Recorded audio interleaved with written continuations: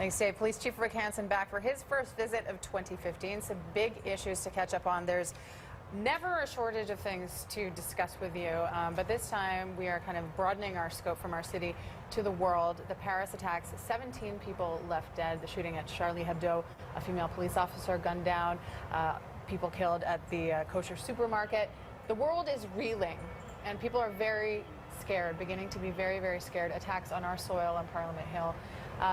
I said, where do we start with this? And you said, well, let's talk about what we've taken from it. What have we learned?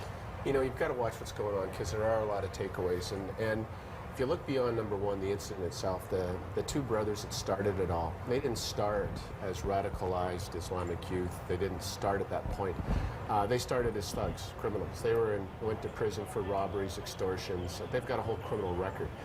And then somehow they became involved in the radicalized ideology. So the question is, again, what do you do to prevent this from happening in the first place? I mean, we've talked about the profile that causes these people to be attracted into that lifestyle. We've learned that really the profile is exactly the same as what attracts them into gangs. So I think what people have to realize is that to really put a stop to this, there's a lot of work that's got to be done getting into those communities and making sure that you're taking care of the early pre-indicators and doing something about it. Second thing is that you learn is that you cannot secure in a liberal democratic state, in a democracy, you can't secure all your potential targets. Right. They are absolutely everywhere. So it is about prevention and early intervention. So I guess, is it safe to say that by the time CPS or any police force is involved, it's a little bit too little too late? Well, you know what, I mean, always there's the continuum that happens. Sure. I mean, there's the, obviously the ones where you start to develop intelligence and it goes to an investigative file. I mean, these guys were known by the Montreal, or pardon me, by the Paris police.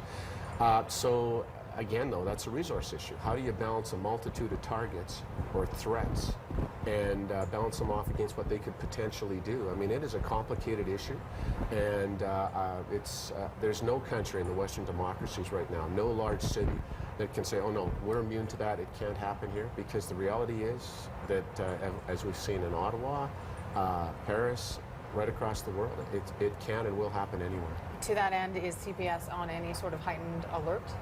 The country's on a medium level. Right. You know, I mean, ISIS put out another video late last week.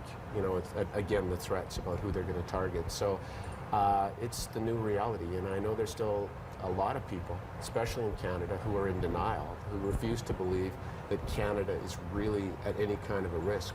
But the reality is we're not any different in the eyes of those terrorists, and that's what they are.